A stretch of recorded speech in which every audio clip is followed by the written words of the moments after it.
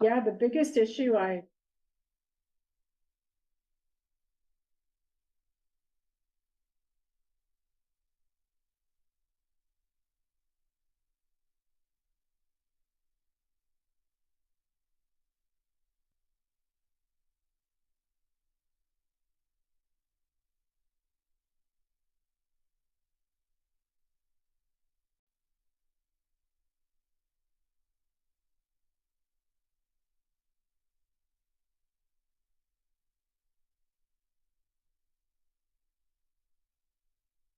To the May 28th meeting of the Lane Transit District Board of Directors. This is a public hearing for next year's budget. Let's start with roll call. Susan Cox. Susan is here. Here. Kelly Sutherland. Here. Lawrence Green. Michelle Weber is excused. Heather Murphy. Pete, I got you right. Pete Cox. Pete Knox. Okay. Pam, you want to kick us off? Yeah. Yes, I can do that. I need just a second. We have a little bit of echo going on here. Let me try that. Okay, is that better? That sounds a little bit better. Yeah. Okay. All right. I'm going to share my screen here. Oh. And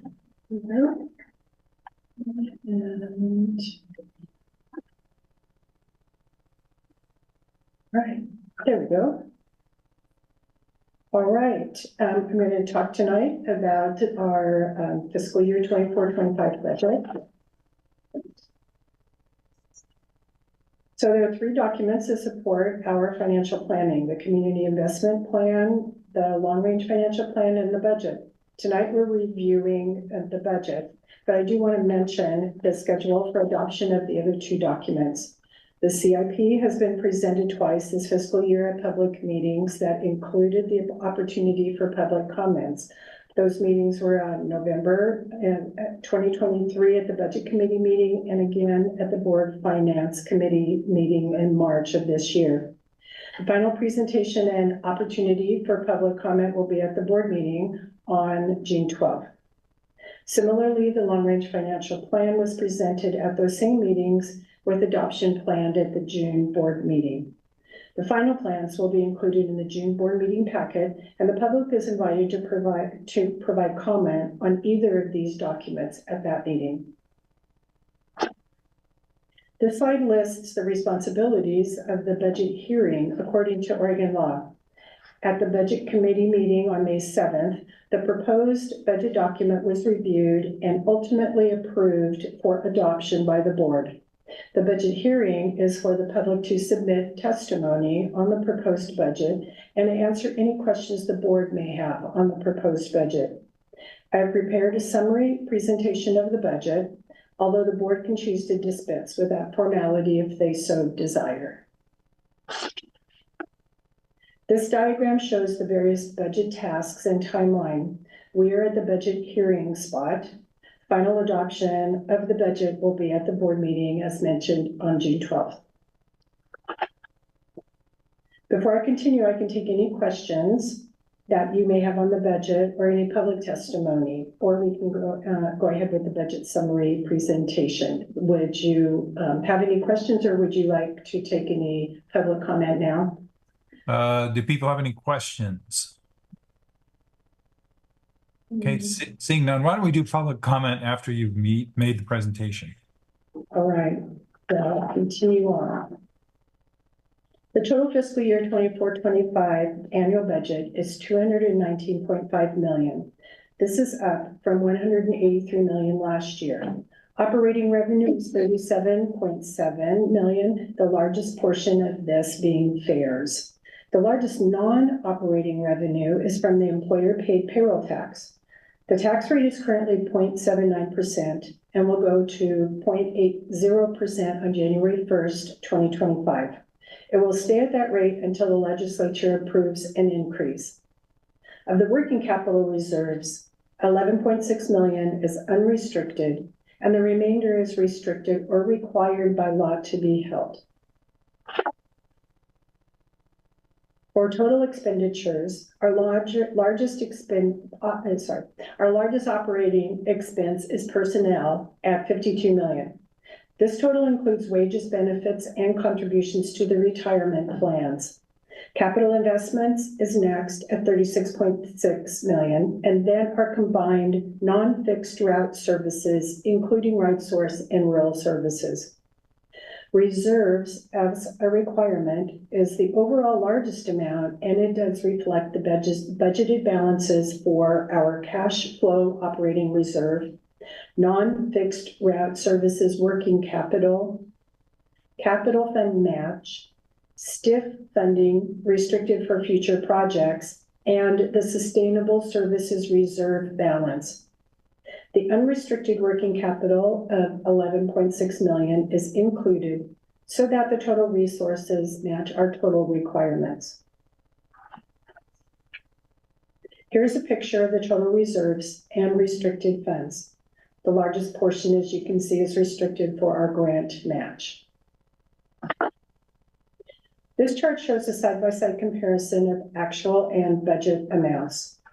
For resources, the first line, beginning fund balance net working capital, shows a large increase between budget years 24 and 25. This is largely due to underestimating this amount in the 24 budget and delayed timing of capital projects expenses. The next line represents operating revenues plus tax revenues. The 7.7% increase is mostly from payroll tax, which we are budgeting at a 6% growth rate. Federal and state grants are becoming a larger part of our budget due to the timing of projects and efforts to increase our utilization of our STIF funds. Interfund transfers has a large actual amount for fiscal year 23, as we made a transfer to establish the Sustainable Services Reserve Fund. That was a one-time transfer to establish that fund. There's a decrease in transfers between fiscal years 24 and 25 budgets due to the availability of more STIF funds to support the RightSource program directly. Other resources is interest earned on investments and miscellaneous revenue.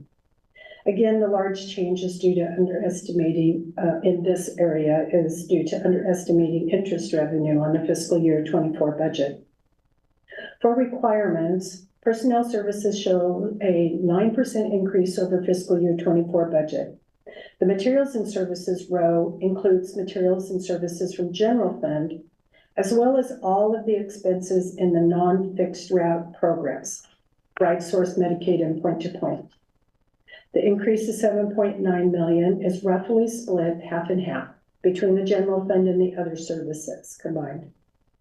Capital outlay at 36.6 million is a decrease from what was budgeted for fiscal year 24, but is still a significant increase over the actual spent in fiscal year 23 as our large building projects get underway.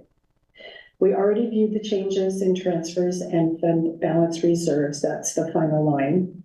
The total change between the fiscal year 24 budget and 25 budget is 36.5 million. The bottom row shows staffing levels for each year. The next slide will show details of that FTE increase. Personnel service cost increases make up the largest part of our fiscal year 25 general fund increase. You can see our emphasis on increasing service by viewing this personnel profile. We added budget for 29 operations positions and 11 public safety positions. These values reflect the net budget impact after considering turnover and time to replace those staff. The actual goal for operators was established in March of 2024, and that goal is to hire 50 by the end of 2024. Before I continue, I can take any questions you might have on the total budget. Any questions? No? Seeing lots of heads shake, so keep going. All right, we'll go ahead with the fund budgets. The general fund proposed budget is 90.9 million. This is approximately 7 million more than last year. Operating revenues are 5.2 million, or about 6% of the total, and non-operating revenues are 71.9 million, or about 85% of that total. Payroll taxes make up the largest share of the general fund resources. 15% of the total budget resources are from working capital, which is not visible on this chart, but is included in total resources. It will be used to maintain the required 2 months cash operating reserves. On the expense side, operating requirements are 71 million. Of that amount, personnel services are 73% of the budget, and materials and services are 23%. The increase over this year is 8.5 million, split approximately 20% administration, 70% operations, and 10% insurance and risk management. Transfers to other funds total 8 million. The decrease in this area is related to additional STIF funding available to support our non-fixed route services. And the reserve amount under requirements is the 2 months cash operating reserve. Specialized Services Fund has a budget of 14.9 million.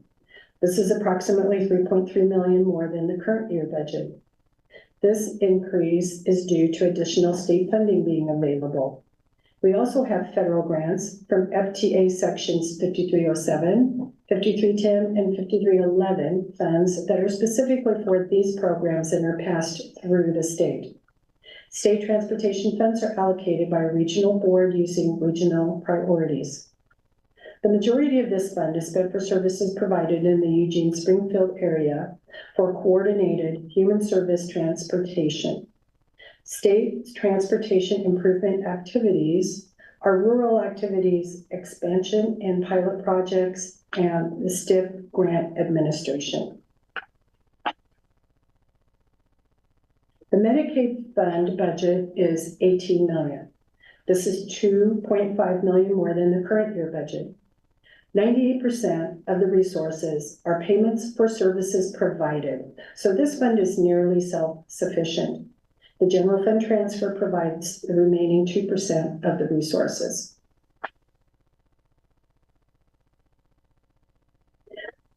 The fiscal year 24 point-to-point budget is 700,000, or fiscal year 25, sorry about that. This is approximately 90,000 less than the current year budget due to the projects that are winding down. We are participating with the City of Eugene Bike Share Program, and Safe Routes to School is the other large program in this fund. The general fund transfer is used to provide match and to support administration costs. The total capital project fund budget proposal is 36.6 million. This is approximately 3 million more than our current budget due to timing of projects.